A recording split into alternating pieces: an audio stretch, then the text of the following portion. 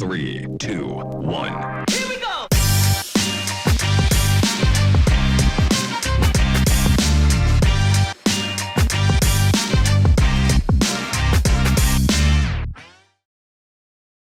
Hello and welcome back to a very, very, very special playoff edition of the Texas Private School Podcast. As always, I'm one half of your hosting crew, Wes Tolleson, joining you from the heart of Dallas, Texas.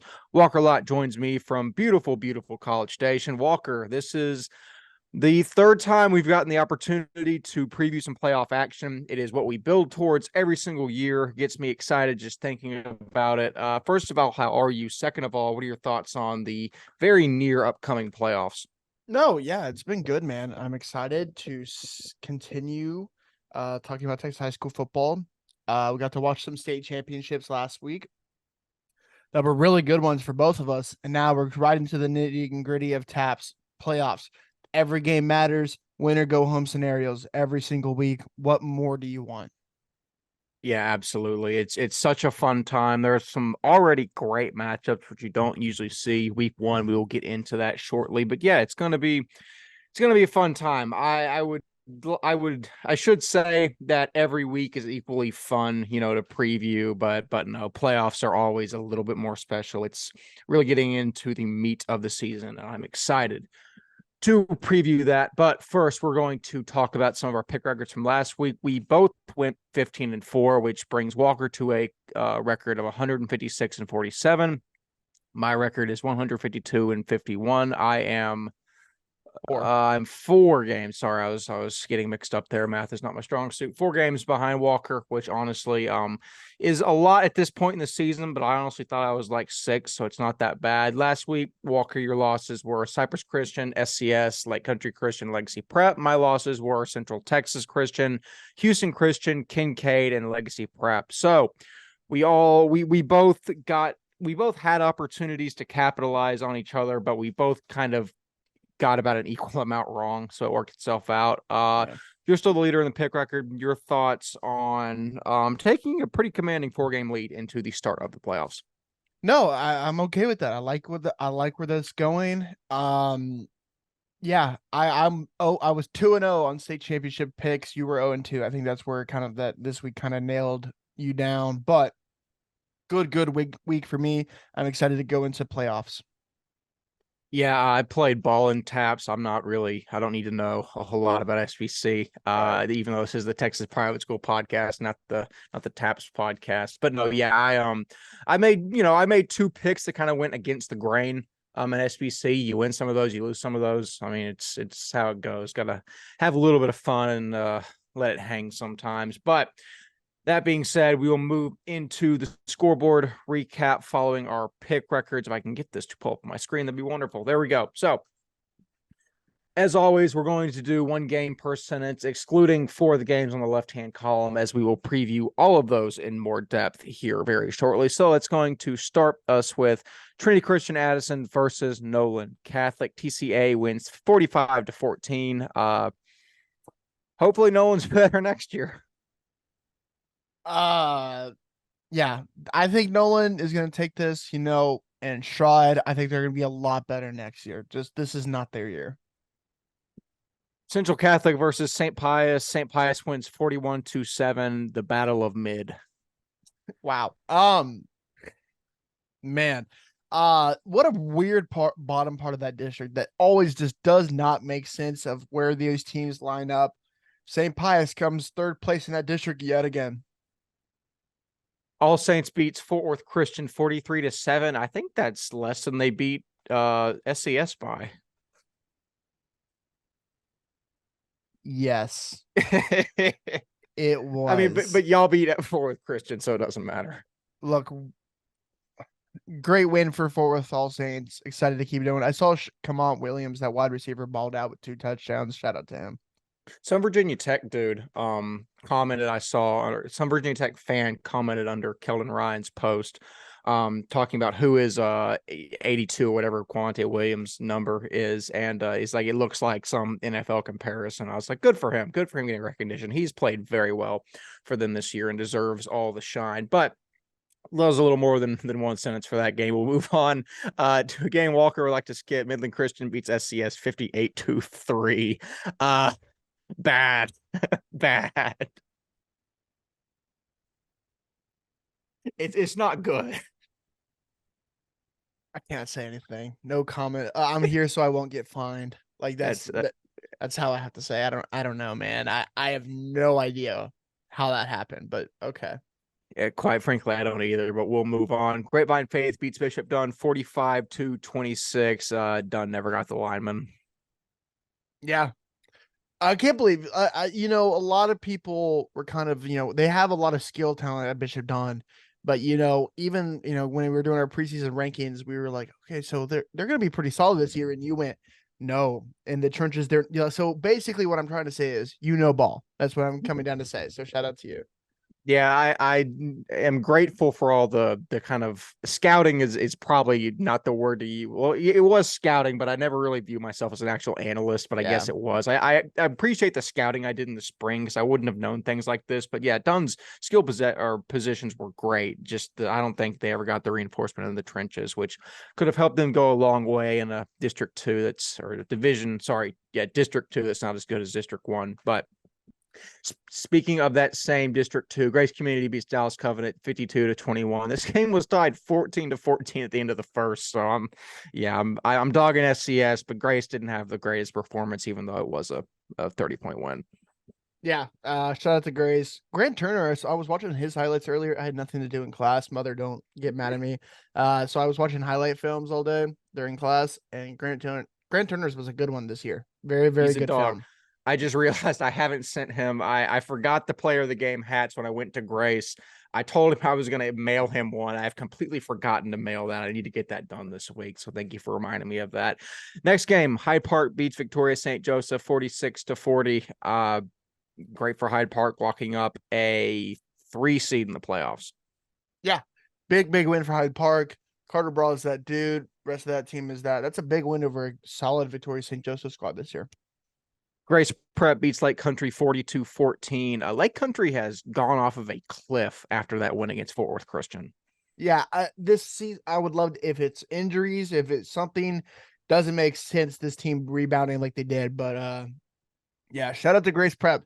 I'm going to guess Caden Leahy balled out like he always does. Probably a fair assumption. Brook Hill beats McKinney Christian 35-28. Shout out to Noah Wheeler. I saw Luke McGowan and a bunch of other people praising how good he played. It's kind of ironic that I'm shouting out a guy on a team that lost, but to get that much praise on a loss goes a long ways. Also, shout out to Brook Hill. Have been pretty high on them this season. They've played well. This is one of the few times you'll hear me praise Brook Hill. So congrats to them. Yeah, I want to say this. I want to shout out some of those Division 3 coaches. Like, they have hyped up a lot of other people in their area on Twitter and social media, and I just want to say that's really cool. And giving credit where credit's due of being a guy like we have to be that guy type of thing. And I just really like that. So shout out to them, man. That's really cool. Absolutely. Holy Cross beats Geneva School of Boerne 74-7. Yeesh. Yeah, Boerne, not a great day, but Gibby, what more do you want from him? At least we're not calling it Boerne anymore. Remember, like the first 3 months of the podcast, until somebody told us otherwise. Yeah, by the way, you know how I said that Caden Leahy balled out? He had 220 yards on the ground with 4 touchdowns. On the ground? On the ground, it's rushing stats. Is he a running back now? They probably just say, screw it, put him at quarterback and let him run the ball. I mean, yeah, because he had 8 attempts passing. Oh, yes. I guess he's playing quarterback now. Good for him. Yeah, that dude's a monster. Yeah, he can literally do anything he wants on the football field. Shout out to him. True. But moving forward, Brentwood beats Legacy Prep 34-27. Good for Brentwood. Don't really have a lot of other comments on this game, but good win. I do. Brentwood's win, because of this win, they knocked Legacy Prep out of the playoffs this year. So Legacy Prep, and with Wyatt Francis and the Praise Acts and everyone else, do not make playoffs this year, which is, wow, that is huge. But Austin Brentwood, shout out to them, man. They have a good squad, and they play Boerne this week, and it's going to be an interesting matchup because they have a couple guys at Brentwood that were really, really good. But it's a big win for Brentwood making the playoffs for the first time, I guess, in a while. I think they made it last year in Division 4. I don't remember. No, I don't know. Anyways, keep going. Next game, Cypress Christian beats Bay Area Christian 50-7. Par for the course. Also, is that Ryan who got that logo for Cypress Christian? I have never seen that before. Yeah, it's like their secondary logo. That is the correct logo. The secondary logo for Cypress. Pretty cool. I do like that. That's a better logo than just the CC. So was that him or you that originally put that on there? I'll give it to Ryan. I do not remember doing that. This is nice. But yeah, that was my comment. Nice. All right, next game. Lubbock Christian beats Mercy Culture 59-13. Speaking of going off a cliff, Mercy Culture, after a bang to start the season, just kind of floats off into space. Yeah, not a good day for Mercy Culture with Draybook back too. And because of that, they have to play him again this week because Lubbock Christian plays Mercy Culture again round 1. Oh, I didn't even think of that. Yeah, listen, programs weren't built in the day. I'm sure Mercy Culture will be fine, but just not this year. Nope. On to the next game. Brazos Christian beats Rose Hill 42-21. Brazos Christian finally wins a game I picked them in. I don't know if this has happened yet this season. Brazos Christian fan page can't, shake a stick at me anymore. The curse is gone. Shout out to Brazos Christian. Shout out to Cooper Murr. Yeah. I'm going to say go get ready for our Minute with the Intern segment where our intern Waverly West will be talking about it in shortly. For sure. Sorry, I took a drink of water expecting that would go longer. But next game, Munster Sacred Heart beats Bishop TK Gorman out of Tyler 45-0. At least one of East Texas, 2 East Texas schools won. So Gorman's not really holding up their end of the bargain. I don't know where All Saints is or if All Saints even plays football anymore. But yeah. Real. Yeah. Ryan Straczynski and company cooking right now. And hey, you never know. They have to play Rose Hill round 1. It's going to be an interesting matchup. San Antonio TMI beats Brownsville St. Joseph's 42-38. Great win. Two squads that are better than advertised and don't get as much love as they should. Just solid performance from the Panthers. That's a good win for TMI, who doesn't make the playoffs this year, but that's still a huge win. And TMI is such an interesting squad where they lose some games. They lose to Shiner in the first couple of weeks, but then they beat Brownsville. Like, that's such an interesting. That whole district just crazy, man. It's so crazy. Yeah, it's interesting for sure. Next game, Fort Bend Christian beats Kelly Catholic 46-3. It's a great win for Fort Bend. I know it's a game that you're expected to win, but Fort Bend hasn't always gone out and dominated these matchups that they're supposed to this season. I think it bodes really well for them moving into playoffs. Yeah, big win. I'm excited to see how they keep going. Not much to say about that one. Regions blanks gone. Ramarian Tillman, 110 yards rushing, 1 touchdown. He continues. Him and Jordan Montanez continue to just be solid running backs for that squad. Yeah, they are very, very good. Austin Regions beats Austin St. Michael's 31-0. Honestly, I would have expected this game to be like 50-0, but a win is a win. Well, yeah. Remember at half, it was like 14-0 or something. It was close for some reason, which, if someone from Regions wants to let us know what happened, but yeah, I would have expected that to be a larger score difference, but hey, 30-point win is still a 30-point win. Absolutely. Last game, Dallas First Baptist beats Temple Christian 42-7. Honestly, not as much as I thought. Yeah, they probably rested their guys at halftime because they're ready for playoffs, which because of this win, they lock up the number 1 seed and have a bye in round 1. So excited to see before Ben does. Absolutely. Yeah, it'll be. Hi, I'm Waverly West, a Texas private school media intern out at Brazos Christian School, and I'm going to be recapping Brazos Christian's win over Tomball Rose Hill Christian this past Friday. Brazos Christian traveled down to Tomball for the game and jumped on Rose Hill early, never really letting up after scoring early. The halftime score was 28-7 in favor of Brazos Christian, and then jumping to late in the 4th quarter, Cooper Murr hit Isaiah Perkins for a touchdown pass that put the Eagles up 42-7. Then Brazos Christian started rotating their defense in and gave up 2 late touchdowns, which made the final score 42-21 in favor of Brazos Christian once again. Brazos Christian quarterback Cooper Murr was 18 of 25 passing for 279 yards and 5 touchdowns, 4 of which were to Jackson Catfee, who totaled 200 total yards. Running back for the Rose Hill Eagles, Kenny Nelson was 12 carries for 125 yards, but he just couldn't get it done for Rose Hill. The Brazos Christian defense had 5 sacks. Ty Urban forced and recovered a fumble for the Eagles, and Parker Spears blocked a punt. With this win, Brazos Christian is the undefeated Division IV District 3 champions. They will go on to play Bishop Waco Riker this Friday in the first round of playoffs, and Rose Hill will play Munster Sacred Heart in their first round of the playoffs. That's all for now. Thanks for watching. Some fun matchups that we will get into here shortly, but that is the TXPS Media, scoreboard. So moving forward, we will get into the recap of last week, the 5 games we picked as games of the week. We will go through and explain what happened. So the first one, Walker, Sacred Heart versus Central Texas Christian. How did that go? What did it look like? Yeah, it was a fun one down in, I don't know if you can call it Temple. Belton's like in the middle. But it was a really nice field, like really nice facilities over there at Central Texas Christian. I've never been there before, so shout out to them. It was an awesome place. But it was not a awesome result for the Central Texas Christian team, where Sacred Heart ended up winning 31-14, and the Indians finished the season undefeated. Big season for Hallettsville Sacred Heart, and kind of is led by 3 dudes. Brady Haas is that guy. He was our defensive player of the year, winner last year for Division IV, and he showed why tonight. 120 rushing yards with 2 touchdowns on the offensive side, and then 10 tackles and a tackle for loss on defense. He just is everywhere. He plays fast. He plays physical. He's just gritty. He's just a typical like Division IV just power, and he just rains havoc on opposing teams. He's a really good player. But the best player on the field, honestly, was probably Nick Angerstein. We know him for kicking, which he nailed a 44-yarder in the game, which was easy for him. But he can definitely do more than punt. He was the best weapon on the field. 5 catches, 125 yards, and 2 touchdowns. I texted Wes, and I was like, their offense in the red zone is he's down there somewhere, just throw it up to him, you know?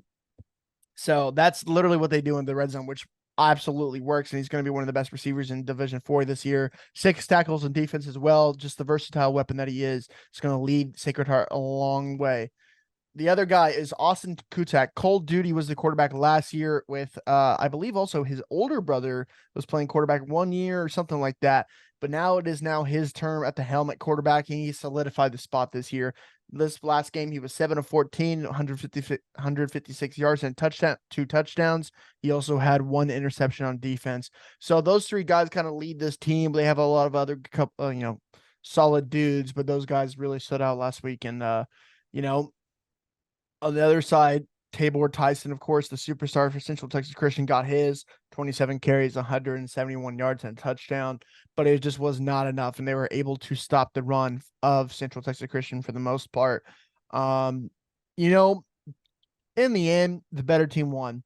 Like, even in the first half, Central Texas Christian had to rely on trick plays to get a touchdown.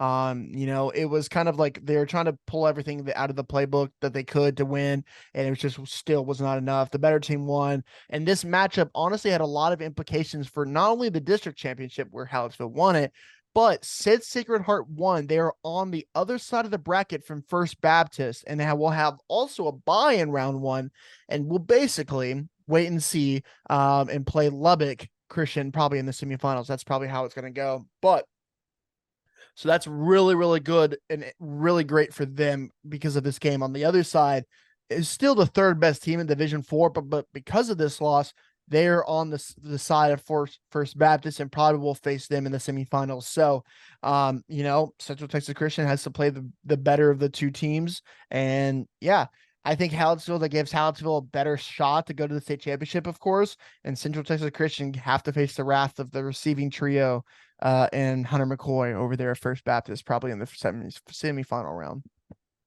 Yeah, that'll be interesting for sure. I mean, that's just, you make a really good point, whereas Central Texas Christian is going to face First Baptist instead of Lubbock Christian on that side of the bracket. At the end of the day, I don't know if it makes that much difference, just because I think both Lubbock Christian and First Baptist are a step above, especially if my gosh, the quarterback at Lubbock Christian, Welker Horn. Yeah, especially if Welker's back, which they were anticipating that he would be by that point. I would guess those two teams are significantly, or at least a step above. At the end of the day, but you are right, though. I think First Baptist, even with Lubbock Christian being fully healthy, as we saw them absolutely dominate them, even without Welker. That's just all to say. It'll be interesting. Central Texas Christian is playing Gorman round 1, so that's basically a bye, in my opinion. But yeah, it was certainly an important win to get kind of away from First Baptist and have what would be an easier path, I guess, to the state title game, providing you have to get past Lubbock Christian. Also, Which, I'm not going to say they can, because I think in Division 4 it goes First Baptist, Lubbock, Sacred Heart, and then Central Texas. I said Central Texas is the third best team. They're definitely the fourth, but I'm not going to say if they can get the ball to Nick Angerson and Brady Haas, they have a chance to beat Lubbock Christian, but it is definitely easier than facing First Baptist for sure. yeah, no, it's again, we saw that when First Baptist dog walked Lubbock Christian. Listen, Lubbock Christian's got guys. It's going to depend how healthy Welker is. And if for some reason he's not, again, he could be playing right now. I doubt it, but I haven't seen anything. But, if he's not playing and they've got to move their best receiver to quarterback, it's a completely different team and a completely different dynamic. And Sacred Heart really could pull off an upset there. Also, just some commentary on the D4 bracket. It does suck that Brazos is going to meet Lubbock Christian in round 2, providing they get past Waco Riker. That always seems to be the case there, and I wish they could have an opportunity to go farther, but you never know. Crazier things have happened. But that being said, honestly, we'll end it with this. That Division 3 district is it's in such a rough spot. You know what I mean? We're like, even if they're the first place district like Brazos is, they have to play Brazos or they have to play Lubbock round 2. Like that doesn't make sense to where Tomball technically, right? Tomball would get is a third place spot, and they would match up probably better with Hallettsville Sacred Heart on the other side of the bracket. But getting third place gives you an easier path to play a harder team, I guess. That makes sense. But yeah, it's how go at the end of the day, and this has been my opinion on this for a while, and it's not perfect, but at the end of the day, you're gonna have to play these teams at some point in the playoffs. It's not a huge deal to me. Now, granted, I know if you're a player or a coach, you'd rather be able to say, "Hey, I got to the semis," or "Hey, I got to the state championship game." At the end of the day, you're gonna have to face these teams at some point, which I know it's not a very progressive opinion. It makes me sound like an 80-year-old man, but it is what it is. But that being said, we'll move on into the next game to recap, which was Antonian versus St. Thomas. No Dante? No problem. St. Thomas exercises their demons and crowns themselves kings of the South, winning this one 42-24. Nobody told Johan Cardenas Halloween was over, as he was an absolute monster on this game, outscoring Antonian by himself with 4 touchdowns. Also, I think he was in the neighborhood of like 220 yards, just absolute masterclass on the ground. Luke Edgecombe also took a touch pass to the crib, while freshman Mason Hartwell also found Larry Benton for an additional score. This is St. Thomas's 4th undefeated district title in 6 seasons and a 25-2 district record since 2018, absolutely dominating the Division I South. Walker, this was a big win for St. Thomas. We saw them in an eerily similar spot to last season, going and playing even tougher position in San Antonio without a star player. Last year, Antonian was able to sneak up on them, beat them, take district from them. This year, they are having nothing doing, which makes me pose the question. Do you think this is the year for St. Thomas to go and take it from Parrish? I think they absolutely have a shot. I think they do. We'll talk about it more when we do our Final Four picks and our state championship prediction. But yeah, this team is legit. Johan Cardenas is coming out for blood. I want to read, if you want to stall for me for a second while I pull up his thing on Twitter. Johan Cardenas has been balling this year, man. Where is it? He is at the end of the regular season. Remember, he started his first game back was against Regents, where he dominated for like 4 touchdowns or 3. Since then, 8 games played, 1,600 rushing yards, 22 total touchdowns, 19 all-purpose yards. This dude is dominating this year, man, and he's coming for blood. With 2, he didn't have to do anything for scrimmages. He didn't have to do spring ball. He's been rehabbing, and he is ready to go. And he's been dominated since he's gotten back. I think that's going to be the difference maker in these games, where even with no Dante, which shout out to our guy Mason Hartwell, the freshman, man. Dante got hurt last game, sprained an ankle, and he came in and won the game. The rest of, having Johan next to him, basically wins you a game, but he still has to command that offense, and you have to give credit to the true freshman. And he's a guy that we've known about for a while, and seeing him finally come into his own, and he's going to be a great player for 3 years down the road. But shout out to him. But yeah, having Johan is such a difference maker for this squad, where you have to pay so much attention to him, and then that leaves all their receivers open all the time. Like he's just a mismatch, and it's going to be so hard for a lot of teams. And I don't know if a team like Parrish or a team like Prestonwood can match him, which I'll say this finally, because of this win, St. Thomas now is not on Parrish's side of the bracket. They have to face Prestonwood in the semifinals, which I think is a better match for them. This might be their year, man. To answer your question, this might be their year. That this made me think of a funny hypothetical. This might be this. Okay. Do you think with a full week of practice, if I had a full week of practice with St. Thomas this week and I had Johan by my side, do you think I playing quarterback could lead them? Yeah, I agree with you. This would have made more sense if it was like a 48-7 victory, but that is a little bit of a close margin. Also, I can't throw a football to save my life. Like I was talking to some guys at the TVS game before it started. And every time somebody asks me, like, what'd you play in high school? I say, look at me and take a guess. And like, usually it's like, okay, either receiver, safety, or quarterback. And I'm like, if you ever saw me throw a football, you'd know why I didn't play quarterback. But long story short, yeah, I think it's big. And again, for the same reason it was big for Sacred Heart to get a win and win district, it's big for St. Thomas because it gets them away from Parrish, which honestly, if there is any year that they can go and take Parrish, it might be this year, especially with Parrish showing some signs of humanity against Prestonwood, which we'll actually just transition to right now.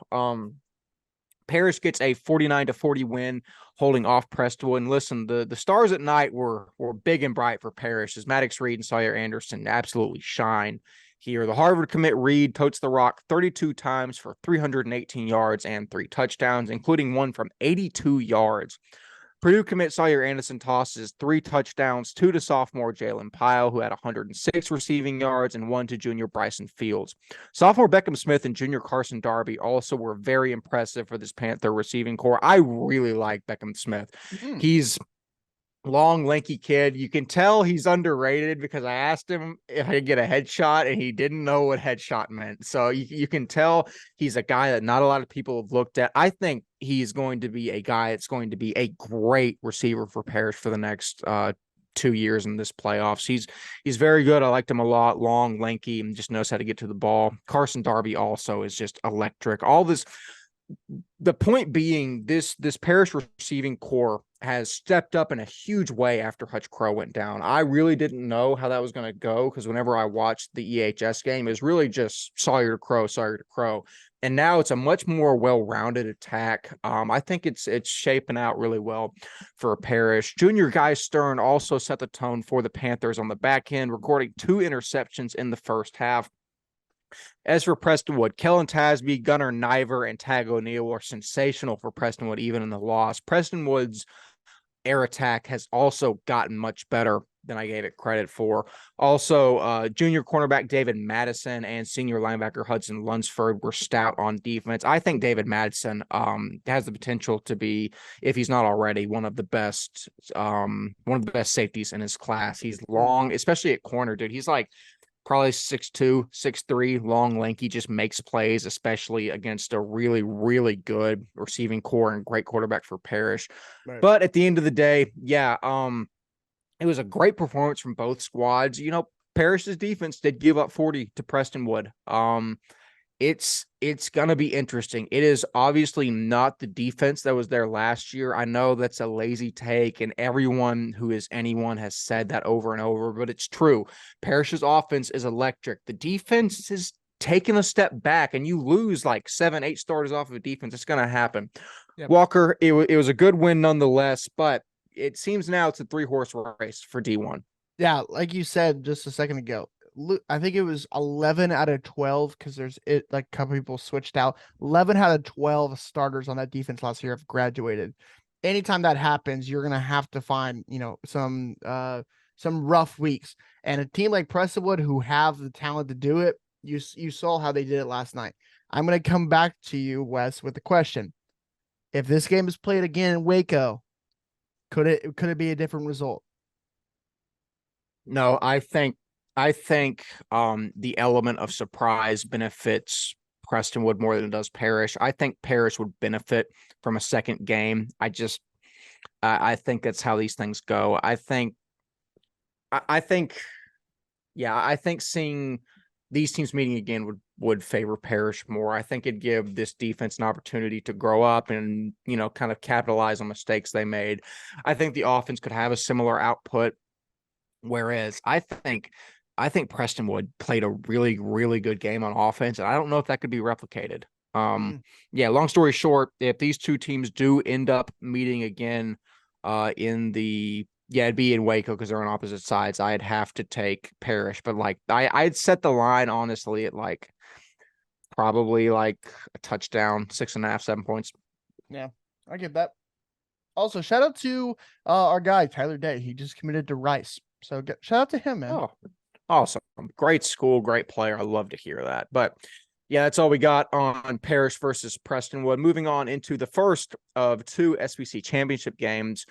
In a game that could not be decided in regulation, Trinity Valley ultimately walks off with the FEC 3A crown. Gavin Parkhurst essentially wills Trinity Valley to this win with 3 rushing touchdowns and an unstoppable overtime performance that I described about 20 times as nails. Junior running back Ben Nagishu and junior linebacker Jacob Nord were also stellar on this contest. You can't go without mentioning senior kicker Travis Zavaleta, who boated the 30-yard field goal through to crown the Trojans. Listen, you can't leave this game without mentioning the heart and toughness of Brett Kilchrist, Jordan Ellie Stewart, Amari Barnes, and the entire Houston Christian team, who has cemented themselves as a legit contender in this league. Great team, great program. The only thing that sucks about this game is that either Gavin or Brett had to lose it, and one of them did. Brett's a fantastic player, even better kid, just talking to him.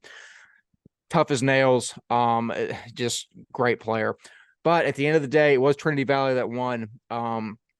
Walker, I don't know if I've seen a tougher quarterback outside of River Rodriguez than Gavin Parkhurst. He runs with reckless abandon. You don't usually see that with quarterbacks that have as much, potential as he does. He's not afraid to put his head down and run over people, and that's what he did with 3 touchdowns. And that's why Trinity Valley won the game. He's a dude, man. And I keep up with it with the clips you posted and all that, and just like I don't get, if I was in college, how you don't look at him and be like, I want him on my roster. You know what I mean? Like that's just a dude that's gonna put everything on the line for the win, and that's exactly what he did in this one. Getting to know Gavin and also Brad at our TXPS QB retreat, it was awesome to see that, and stuff like that where it was awesome because, like I think we said it there, like some of y'all are gonna have to play each other for big games. And, that was one of those things where those two had to meet, and you kind of knew before the season, these are the top 2, and they showed it again. And it was just one team had to lose. And you have to give credit to Houston Christian. I'm so proud of my guys at TVS, represent the 817. I love Matt Morrison. I think he's a great coach, and the rest of that team is solid. Very, very good job and great. Congrats to all of them. I want to give credit to that Houston Christian squad because, they, coming down to the 3A, they had a lot of rough years, and they're in an interesting spot to where they're only a high school, so they don't have a lot of kids coming through, preschool to there. And so, you have to get lucky through the kind of the middle schools that, some people go there, some people go there. And this is a team that finally found a solid senior group of guys like Jordan Ellie Stewart and others that have come together and they're like, okay, this is it. And then you added in like Amiri Barnes and Brett Kilchrist, who came in, and last year they had a solid squad with a lot of these guys, but Brett came in and kind of like he came in and kind of just simplified everything and kind of was like, okay, I got it. Like I'm that guy that can lead this team to a state championship. And I mean, he was a field goal away of doing it. And you have to give credit to him coming in this year from Klein and just dominating. And he's a tough son of a gun, one of the most accurate lefties I've ever seen. And yeah, he goes down as one of the best to ever do at Houston Christian. And same with that senior class, man. If that they had to grow up through a couple of rough years, and then their senior year, they bring him to a state title, just one field goal short. So shout out to them, man. Don't hold your head down, hold it high. That's a big, great season for the Mustangs. Yeah, absolutely. It was a great year. Also, a cool moment after the game is Gavin, in the middle of their celebration, went and spoke to Brett, and seems like he showed him love, which was really cool. I love seeing that more than I like seeing teams win and succeed. It was a cool moment. But yeah, absolutely. So a great conclusion to some SBC 3A action. Walker, you were on site for the SBC 4A title game. Tell us how that went. Yeah, Episcopal gets revenge for their last season's loss. I've been saying it all year about that game last year, and they finally get their revenge. They win both games against Kincaid, and they won last Saturday 35-25, and gives Coach Lees his 5th state title as the head coach of EHS. Carson Gordon set the tone early and did not look back. First play of the game, he uses his legs and ran it 75 yards to the house.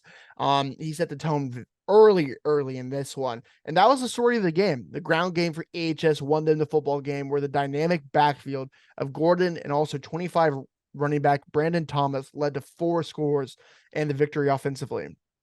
On the other side, Kincaid honestly just wasn't able to let Miles Rader go to work, and instead relied on 25 quarterback David Campo-Bianco to throw the ball, which he did really well. A lot to Jordan Manuel, very good game, some to Nico Gomez. But offensively, the Falcons had like 3+ turnovers, which resulted in multiple touchdowns for the Knights and included a pick 6 by underclassman Zach Copel. In the end, the team that I said was the best team all year in the SBC showed it.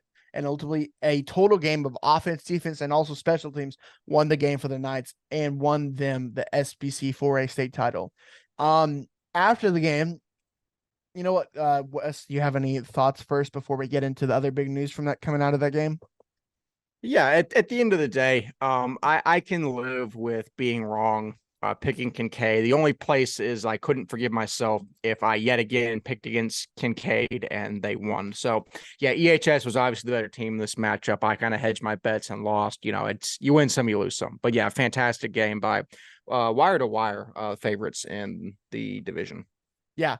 And I'll say one last thing about this game. One guy I'm excited to see is, and everyone will know by now, but Carson Gordon, the quarterback for Bel Air Episcopal, is going to be committing on Tuesday. He was a longtime UNLV commit. It's going to be interesting to see how he goes. And I guess I can say it because, it's going to happen by the time we record. He's going to be committing to UCLA. A great move for the kid, man. He is a exceptional player, a freak athlete, great quarterback, and he's going to be a great leader for the UCLA. The Bruins are getting a great one. Shout out to Chip Kelly. That's a diamond in the rough in Texas, where the ranking doesn't match the talent that kid has. He should be very higher up on the rank. And, rankings don't mean everything. And that kid definitely deserves to be higher. But yeah, that's a big find for Chip Kelly and the Bruins, man. That's a good move for him. So yeah, absolute steal. Also, one of the best kids you will have a chance to have on your roster. Every time I've spoken with Carson, a lot of these times you go up to these guys that are like high profile recruit type guys, and you're like, listen, they don't owe me the time of day. Like, they can just, sometimes some of these kids they're short, they don't want to talk a whole lot, and that's fine. Yeah. I'm nothing to them. Anytime I've gone up to Carson, he has been incredibly nice. Make sure to thank us for the work that we do. He's raised right, fantastic kid. I can talk all day about how great of an athlete he is. He's an even better human being, and that's going to take him him a long way in college football and life as well. Well done, Carson Gordon. Go tear it up the next level. But yeah, Walker, there's also some other big news following the conclusion of this game. Yeah. So we kind of knew about this for a couple weeks now, and we didn't know it was happening that day. Right after the state championship win. Well, I'll say this because Coach he'll probably see this. So Coach comes over to me before the game and say, "Hey, I gotta tell you something." At halftime, and I said, "All right, sounds good." And I figured that's what it was, but I wanted to hear from him, and I couldn't find him at halftime. And then after the game, they win, and he goes in front of the whole team and he goes, "Yep, this is it. I am officially retired." All that, and I go, "Holy cow, he's doing it tonight!"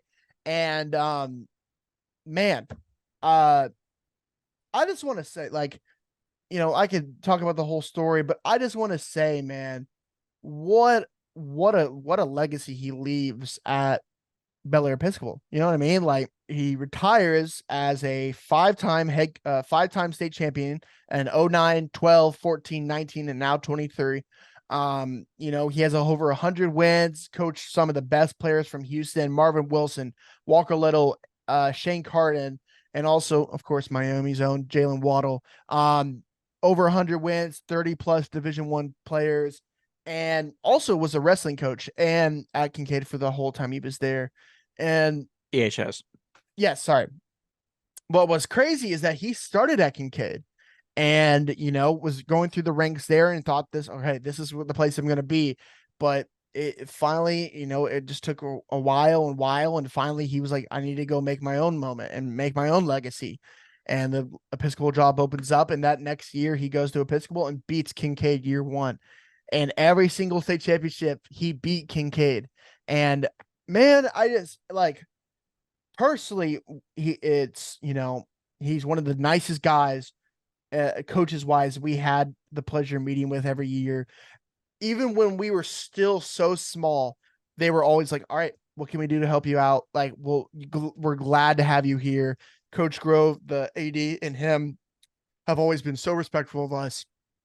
And you can tell, when he first got to Episcopal, is not the Episcopal it was now. And it's a credit to him and what he's done there over these, since 05. And I just want to say thank you, Coach. Enjoy retirement. I know he's still going to be an ambassador for the program. He kept saying that, and he'll be probably helping out with the coaching search for the next time. But I just want to say thank you.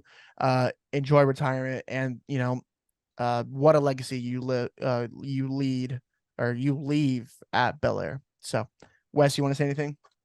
Yeah, I mean, everything you said in the stats speak for themselves. An absolute legend in the game. I hope he has a chance to do a lot of things that aren't football in retirement, and he can enjoy that. And just, yeah, I mean, he's put in enough work that he deserves some time off. So congratulations to Steve Lee. It's an absolute heck of a career. But yeah, I mean, that's.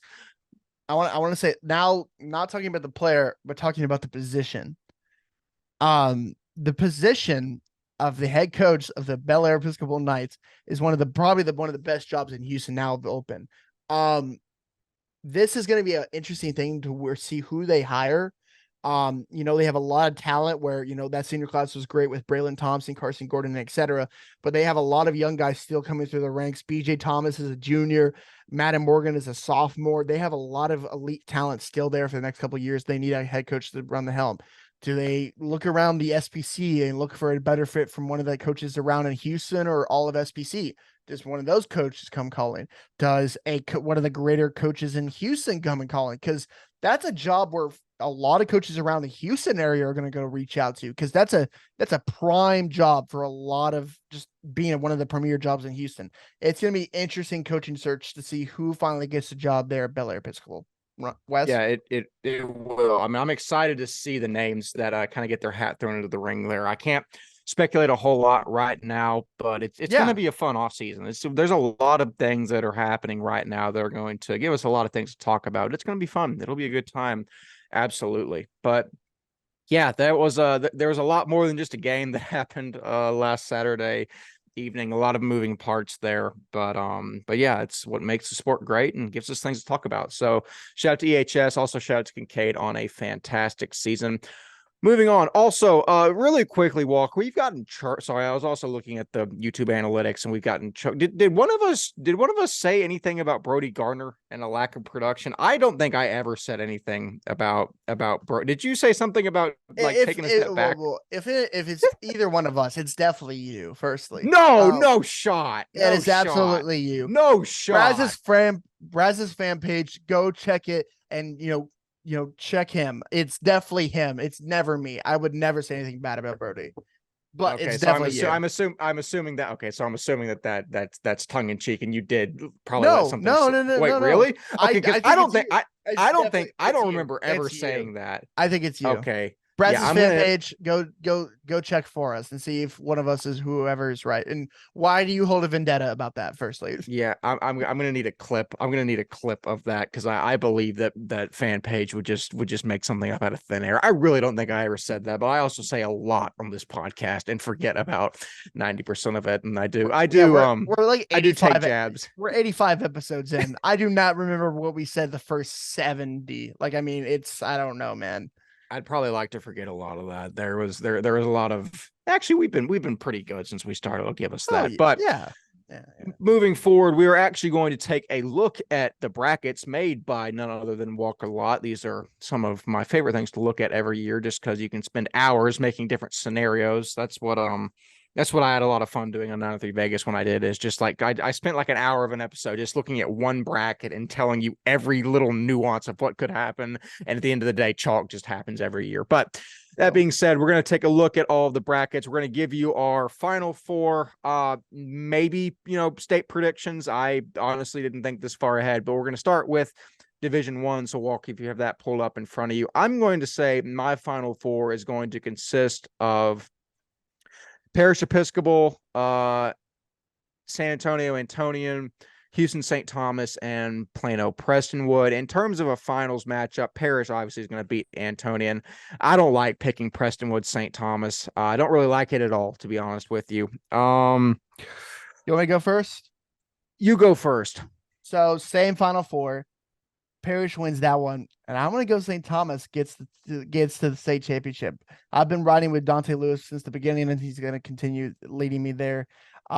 Then for a victor,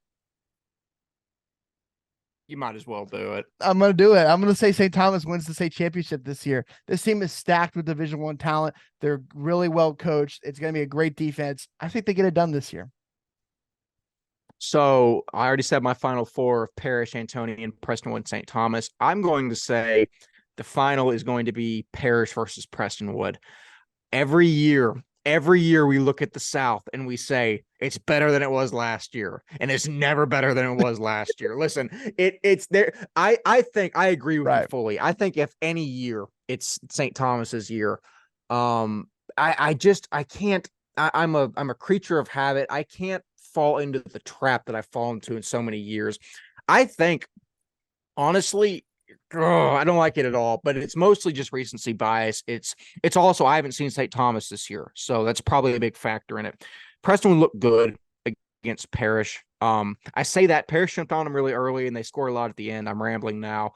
Give me Parish versus Prestonwood for the final game, and Parish as state champions. So that is Division I. We'll move on into Division II, which is always very interesting. The fun one. My final four is going to consist of Grace Community, Frisco Legacy, Lutheran South, and Austin Hyde Park. No, my final four is going to consist of Liberty Christian, Fort Worth All Saints, Austin Regents, and it's going to be Houston Second Baptist. So, I'm picking all the number one seeds. This isn't March Madness. It's a little more predictable. But out of that, I'm going to say Liberty Christian beats All Saints to advance to the finals. I'm going to say Regents beats Second Baptist. I'm going to say Liberty beats Regents in the finals. Not a very very out there bracket, but it's what makes sense. Liberty, All Saints, Second Baptist.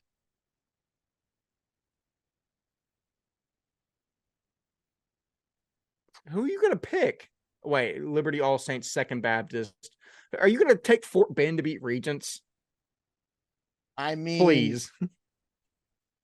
I'm gonna say I'll pick Regents, but I'm not gonna say it's 100% like set in stone. Like that Fort Bend game with Junior Max Granville is not gonna be fun for Austin Regents. I'm just gonna say that he is going to be a nuisance for Austin Regents to have a chance there. I'm gonna say they're a better squad than they were last year, Regents. So I'm gonna say Regents, but man, Fort Bend with that run game that's going good right now, I'm just gonna say it's not like 100% they're moving on.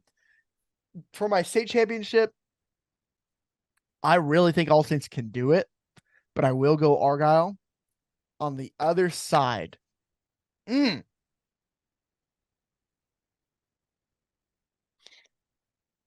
go Regents. That's so hard. Hey, shout out to offensive lineman RJ Lee from Second Baptist getting a Texas Tech offer. That's huge. 6'9" now. He was 6'8" last year. He grew 1 inch. Shout out to him. But those 3 games, Fort Bend Regents and then Regents Second Baptist are gonna be so much fun.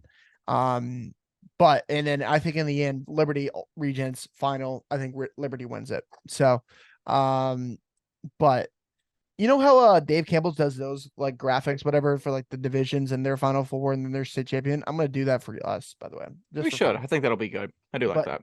But yeah, Liberty wins over Regents in the state championship. Yeah, I think that's smart. It's not great analysting, I guess, to just pick chalk all the time, but at the end of the day, it's kind of what it is. And hey, I did give you my heartfelt final 4 off the rip, but I figured that probably wouldn't end very well, so I walked it back. But moving on into TAPS Division 3.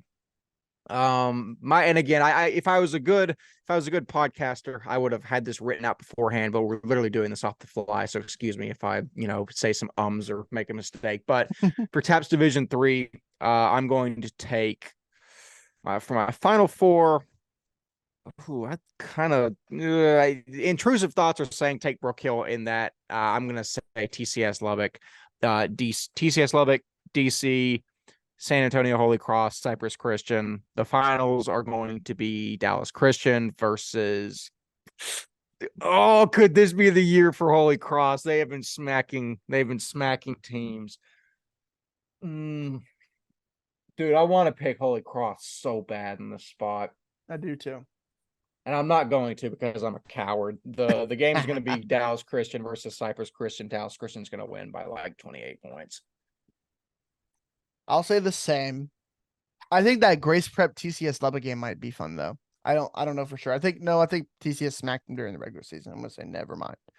I think Brook Hill might be Grace Prep. Ooh, interesting. I really do. We're gonna talk Grace about Prep's it later. They're not great this year. But yeah. Yeah. We'll give all your whatever predictions later. But Holy Cross might do it this year, but John Kelly is on a warpath this year, so I'm gonna say that he gets them through. DC Cypress, I'm gonna say DC wins it, but I'm not gonna say by 28. I'm gonna say it's close. I'm gonna say it's at least under 14. No shot. Listen, John Kelly is fantastic. None of these guys DC has never met a running back like John Kelly. I'm just gonna say that now. I was gonna say he's SEC offered, man. Like this kid is legit. I've seen him live. He's legit. And this team is well coached. I'm just gonna say it's not 28 this year. That's all I'm gonna say. I was gonna apologize to DC for pumping them up and saying they're going to kill everyone, but I think you saying that gave them enough bulletin board material anyway. So I don't have to apologize for anything. But yeah, and I like how I'm saying that when we're both picking DC to win state. But anyways, that's TAPS Division 3. TAPS Division 4. My final 4 is going to consist of Dallas First Baptist. Let's go with First Baptist, Central Texas Christian, Sacred Heart out of Hollettsville, and Lubbock Christian. The finals are going to be First Baptist versus, I'm going to guess, Welker Horns 100% by then. Lubbock Christian, Dallas First Baptist, and First Baptist comfortably wins a TAPS Division 4 championship. Yeah, First Baptist, Syntex, Sacred Heart, Lubbock, I think it's First Baptist versus.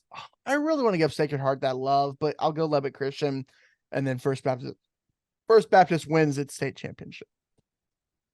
Absolutely. Yeah. So that's all of our brackets. I'll have to print these out and fill out exactly what I think is going to happen at some point, but that can be a project for later. But that is all we have for our projections, and I think it's time to get into some picks, but not before we hear a word from our sponsors, High Point Signs and Apparel.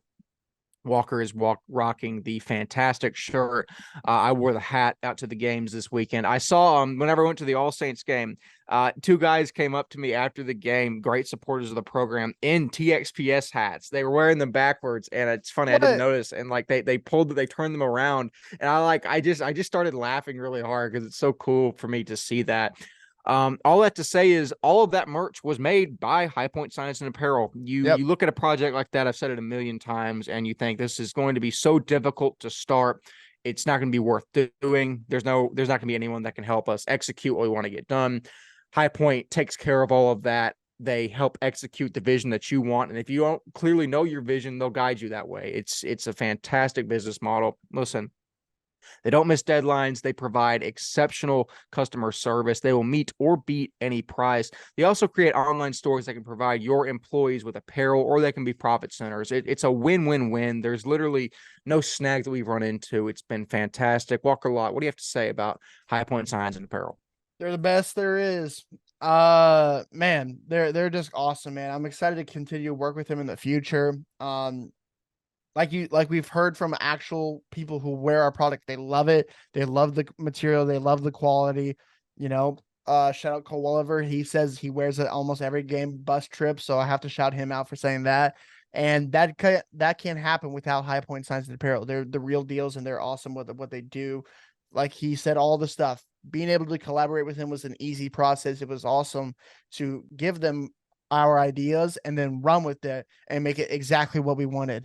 And it was awesome to work with them. If you need any playoff shirts, you need any playoff signs, anything they can help you out with for playoff time, go reach out to High Point Signs and Apparel. Absolutely. The link to High Point's website will be in our show notes in the description. So please click on that, schedule a consultation with them. They are fantastic. So thank you to High Point Signs and Apparel for sponsoring this episode. So, Walker, with that being said, let's get into the best part of every single episode, the games of the week. And it is even more special this week as it is win or go home playoff time in Texas. And we will start with Southwest Christian versus Legacy Christian Academy out of Frisco. District 1 versus District 2, a tale as old as time. Let's go back to last year for a quick history lesson. District 1 went 4-0 against District 2 in the first round of the playoffs after some idiot on this podcast said District 2 would go 2-2. Don't know who that could be. So it's going to boil down to this. Can the best team in District 2 beat the almost worst team in District 1? It's not a shot, Walker. It's just the way it is. Yeah, I understand. Listen, Legacy's going to score 37.5 points per game with a host of athletes such as Ian Pulte, Ryan Wood, Hunter Ladd. It's hard to key in and stop any one guy on this team. Their defense has also been solid in district. I don't count Dunn and Coram Deo as real football teams this year, but holding a solid gray squad below 30 is very impressive. Listen. That caught me off guard. I'm sorry. No, you're all right. Am I wrong? SCS did not look good in district. It's a fact. They got shut out twice, and they almost got shut out a third time to Midland Christian. They squeaked past a very bad Fort Worth Christian team to be here. The question is District 2 that much worse than District 1? In this spot, I don't say it's that much worse. It's close, but not quite. I'm going to take Legacy. Again, you could say it's biased. You could say, Wes, your team resides in District 2, and you just want District 2 to be better than District 1. You're spewer propaganda, and you're a politician and not a real analyst. To all those things, I would say I plead the fifth. I have no comment. But I do, and again, my pick record's on the line, so I can't just blindly make picks here. All that to say, I think Legacy should get the win here. It's going to look really, really bad if they don't. SCS, I think, is great on the ground. I think they have an opportunity. If they can execute their game plan, I think they have a great shot to win if they can play keep away, keep the ball away from Legacy, and just pound the rock. but we'll see. That hasn't happened a whole lot this year. Walker, your thoughts on the matchup? Yeah, this is gonna be an interesting one. Trying to not be biased for a second. SES definitely relies on their run game. It's just who they are. And one team that definitely also relies on the run game is Grace Community. And they lost to they lost to Frisco this year. But yeah, it's gonna be interesting to see. Do they take if you're from SES, kind of watch that Grace film and kind of learn what Grace didn't do and adapt and win the game, please. But if they can kind of do what Grace didn't do and run the ball extremely well, it's going to be interesting to watch. Jared Senegal and DJ Beasley are still solid on defense. We have a couple injuries to a couple key players, so that hurts. Our quarterback is out with injury for the rest of the year. We have injuries, man. It's part of football. I can't complain too much. It's part of the game. But is it enough to make me not want to pick SES? Absolutely not. I'm absolutely picking SES. LCA are still bottom of this district. They're not even a part of this district because they don't deserve to be part of this district. Southwest Christian rises up and wins this game like always. Give me the Eagles, not the green and yellow ones. Give me the blue and white Eagles because, better. We're just better. So, yeah. I cannot thank you enough. I cannot thank you enough for doing that. That is great bulletin board material for the team that I need to win here. I will say I had to hone my inner Ryan Schroeder because, this is the game I'm going against him and we miss him very much. So continue. Absolutely. But yeah, if you don't join the Twitter Spaces, number one, you should every Friday around 10:30 p.m. when games end. Me, Walker, and Ryan. Also, these things go off the rails about an hour in. We all get super tired. But me, Walker, and Ryan were basically screaming at each other for about 4 minutes regarding all of our teams who reside in Division 2. It was a fun time. If you want to hear three baboons just yell at each other for about an hour, join the Twitter Spaces. But that being said, I took Legacy. Walker took SCS, no surprise there. Moving on into the next game, Bishop Lynch versus Central Catholic. A first-round matchup of two underachievers will take place Saturday as the Buttons and Friars will face off. Last year, I witnessed the emergence of God's Will Geodolor in person as Lynch ran over Central to send the Buttons packing. This year, Legend Howell will try and do the same in his sophomore campaign as he has the weapons to make it happen in Bradley, Washington, and Geodolor. However, Central will lean on senior running back Jonathan Wankham, close enough, and against a subpar defense, he has the opportunity to run loose. However, I'm not falling into the same trap I did last year. The North is always greater than the South in District 1, or in Division 1, You heard me say that in the brackets projection. Lynch is going to win this game. It makes me a little nervous because Lynch's defense is not good. It's not even close to good, really. It's bad. However, I don't think Central is going to muster enough of an offensive effort to score a lot. And even if it has been slow at times this year, I really do think Lynch's offense has the weapons to perform. Greg Tepper once said, I get blinded by skill positions. He is still correct. I'm taking Lynch to win this game. I'm right there with you, man. Central kind of has a wishy-washy year in that district, and Lynch, even though they have a rough year, I still think they have a talented team. Like last year, what you said, North versus the South. The North is going to win this one, and the will of God's will will be put upon Central Catholic in this game.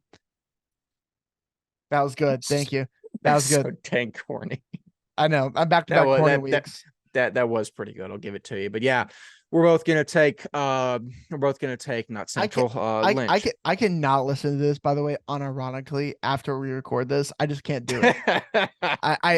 I'll keep this in. I cannot listen to the episodes unironically afterwards because I think so funny. Anyways, continue. No, I feel that.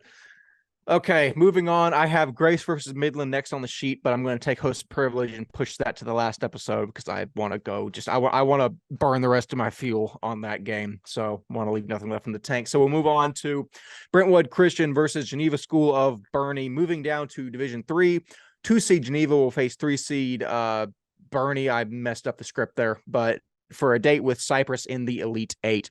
These teams have already faced off this season, resulting in a 49-43 overtime win for Geneva.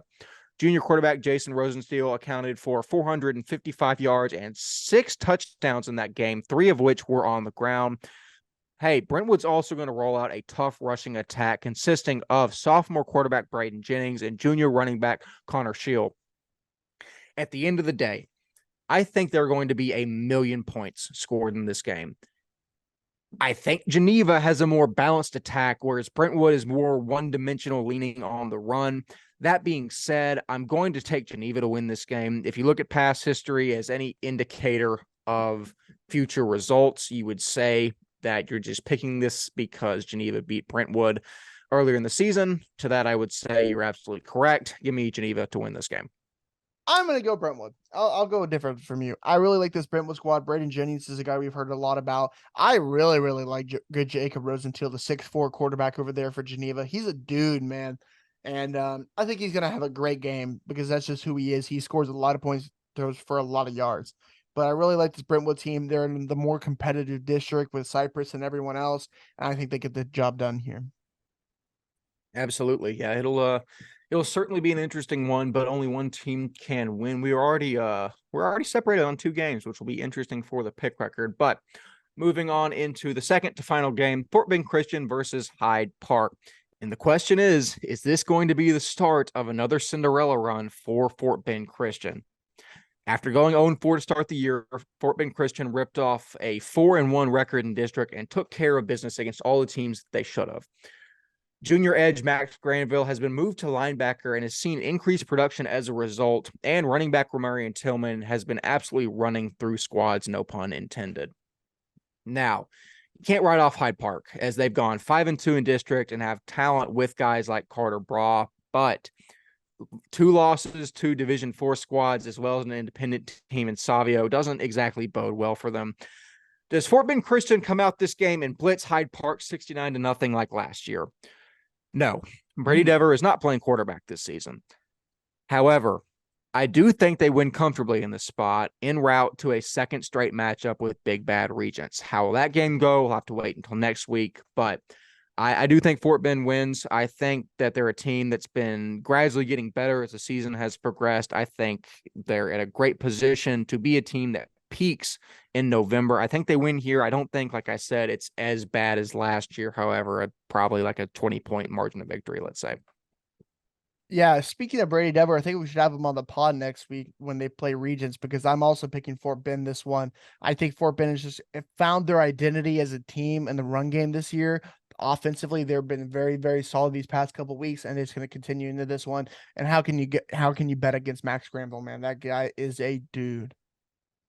Absolutely. That's a great idea, bringing Brady on. I'd like to hear his thoughts on those games, but that will be interesting for sure. Moving on into the final game that I specifically held as the final game because, host privilege. Grace versus Midland. Yet again, District 1 versus District 2. District 2 can't beat District 1. Blah, blah, blah. Walker's going to go get the Midland hat. I can see how this is going. For context, Grace has met Midland 3 times in the postseason since 2016. In 2016, Midland won 49-28. 2017, Midland wins 48-22. Last year in 2022, Midland wins 37-7. You can see that guy right there. Where's my finger? Right there. Has lost to Midland twice in his playoff career. Didn't enjoy it. Midland has owned Grace in the postseason. This game is going to come down to, can Grace stop the run? Midland's game plan is going to revolve around getting Briley Perez and Colton Newsom carries early and often. Both those guys can go for over 150-yard rushing on any given night. Grace's plan will be let GT go to work. The question in this game is, can guys like Blake Harmon and Dylan Taylor make their reads and fill gaps? If they can, Grace holds Midland under 28, wins the game. If they can't, the all-time series goes to 4-0 Midland. This is tough. Even taking my fan hat off as an analyst, this is tough. I think Grace is great this year. They were 9-1. It's just the age-old question, is District 2 this much worse than District 1? In most instances, I'm going to tell you yes. Listen, I'm I'd be an idiot, and I hate to say this, I'd be an idiot to look at past performance, at all the playoff records, at all of the shortcomings of District 2 relative to District 1, and tell you, I'd be an idiot to sit here and tell you that Grace is going to win this game. And I'm an idiot. I am absolutely an idiot. Grace, I think not even as just a fan, as an analyst, I think Grace has a great opportunity to win this game. They're hosting the game. Dadgummit. I think it's going to be close. I think it's going to come down to the wire. If Grace has the tools to stop the run this year, if they will step up, bow their necks, go and sling some dadgum bodies around the football field, I think they can do it. I hope they can do it. I will be over the moon if they can win here. I think they do. Give me Grace Community. Yeah, get the hat. So, how's the hair? Hair doesn't look great, but that's okay. I have one Midland Christian hat. Two Midland Christian hat. And I have three Midland Christian hats for the 3 losses that Midland Christian has handed the Tyler Grace Community Cougars. And they're about to hand them a 4th one. Wes had to deal with 2 losses back-to-back years to the Midland Christian Mustangs, and he's going to have to deal with another one this year. Give me Midland Christian. Give me the Mustangs. I was really close to, my instinct was to flip you off there, and I realized we're not an NFSW podcast, so I got that under control. Didn't like that. I'm going to be honest with you. I didn't like losing to Midland when I played. I don't like watching us lose to Midland. So I'm going to just save that inside and go just absolutely nuclear if we win this game. I also hated losing to Midland, and I watched them lose to them now. So that's fair. We'll chalk that up to that as well. But yeah, I think that's going to be a great game. I think every game that we just covered are going to be great games. We are into the daggum playoffs. It is the best time of the year, the busiest time of the year for all of us. It's going to be fantastic. Walker Lott, as we wind down the episode and we come to the end of the script, is there anything that you want to leave the people with before we wrap up? No, I mean, do you want to do all of our right. picks? I did forget about that. Yeah, let's go ahead and do that. I also want to make it very clear that these are absolutely subject to change on my end. I usually make my picks. I sit down and do, minimal research every Thursday. So if you see a pick on Thursday that is inconsistent with what I say here, take what I say Thursday with more weight. But we're going to start with the division. We're going to start with the Division 4 bracket starting in the top left corner. Dallas First Baptist, I think, will beat the bye week. So we're going to move to Shiner St. Paul and Temple Christian. I'm going to take Shiner in that matchup, Walker. I'll take Shiner. There we go. Central Texas Christian is going to beat Bishop Gorman by about 100 points. So Tabor Tice is going to go off. Give me Central Texas Christian. Northland versus New Braunfels. Not a, I've seen better games, but give me Northland. Yeah, Parker Joseph is probably going to play well, but yeah, give me Northland in this one. Shout out Coach Allen. Absolutely. Sacred Heart beats the bye week. Tomball Rose Hill versus Sacred Heart. I'll take Munster. Yeah, give me Ryan Straczynski and the Sacred Heart team. They're a good squad, and they're going to show it again this week. Lubbock Christian versus Mercy Culture Prep. I don't even have to ask if Raybuck is playing this game. Give me Lubbock Christian. Yeah, check last week's score. Give me Lubbock Christian. Waco Bishop Riker versus Brazos Christian. I want Brazos in as many points as I can get my hands on. Yeah, Brazos by 1,000,000. This is not going to be a good week for Waco. No. Moving on into Division 3. Grace Prep versus Brook Hill. Brook Hill. Give me Brook Hill to win that game. Been high on them all year. I think they get it done. That's going to be a fun one. That should have been a game we actually really cover in deep dive. Should've. But that's a really good one. I'm going to pick Grace Prep because if Caden Leahy was at quarterback now, that's going to be the best player on the field making plays. And yeah, give me Caden Leahy and give me Grace Prep. Covenant Christian out of Colleyville versus Dallas Covenant. I'm going to take Colleyville Covenant to beat the other Covenant because Colleyville Covenant beat Dallas Covenant already this season. Yep. Yeah, give me Covenant Christian. Vernon Wells in his first year as head coach has been phenomenal, and he is cooking again this year. Give me Covenant Christian. Shout out to John David Black. Lake Country versus Dallas Christian. Both of these teams have beaten Fort Worth Christian. So the game's a toss-up. Give me Lake Country.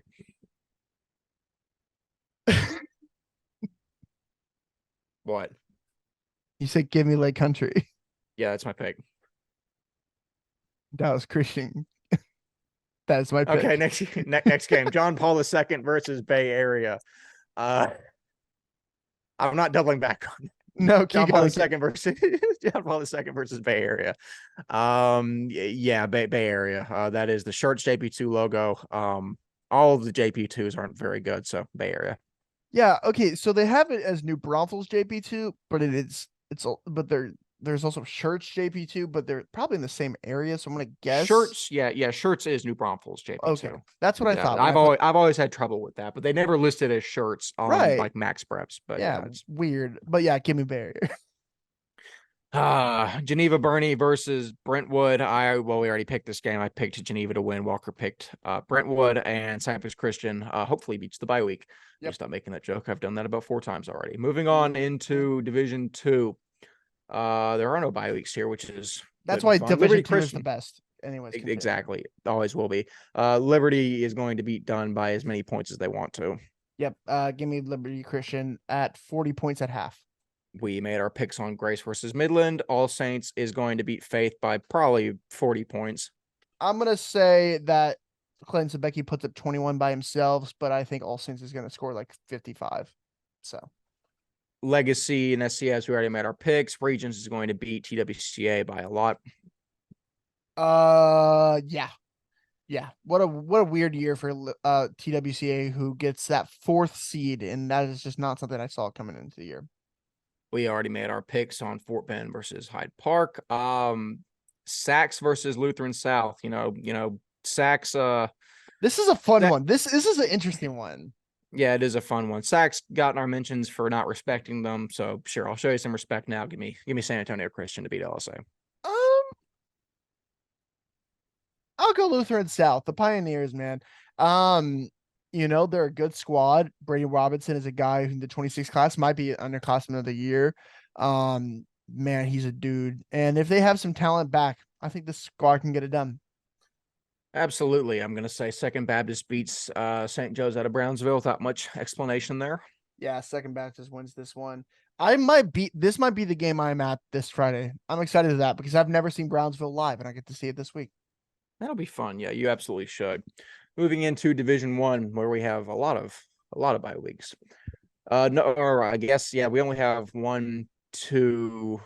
have like 2 first-round games to cover. The first is Nolan Catholic versus Concordia Lutheran. Give me Concordia Lutheran. I'm big Tanner Huckfeld guy. Yeah, big Tanner Huckfeld guy, and honestly, even a bigger Lou Lamar guy. That guy's a stud. Give me Concordia Lutheran. Game number 2 we already previewed, which was Bishop Lynch and Central Catholic. So that is all of our first round picks. I'm not promising anything. I might at some point get around to filling up the whole brackets. So we can put it out. Maybe, I don't know. We'll get around to it. But that being said, it's a lot of fun. Like I said, playoffs are like Christmas to me, just because we have a lot more content. It's more things to talk about. Very fun. So Walker, I will restate the question that I asked about 5 minutes ago. With the episode winding down and us moving into playoffs, is there anything that you want to leave the people with? No, I had really good motivational ending quotes of last year's playoffs. Remember that? I do not have it right now. So I'll get a good one next week. Excited for some great high school football, win or go home scenarios. What more do you want? Absolutely. Yeah, it's the best time of the year, the best point in the season. Everything is on the line. Just understand the weight you're playing with. It's win or go home, and it makes every second more special. Makes every moment that you have on the gridiron more valuable. But with that being said, as always, I have been one half of your hosting crew, Wes Tolleson. Walker Lott has fantastically been himself. We will see you in round 2 of the playoffs. See you later. 3, 2, 1.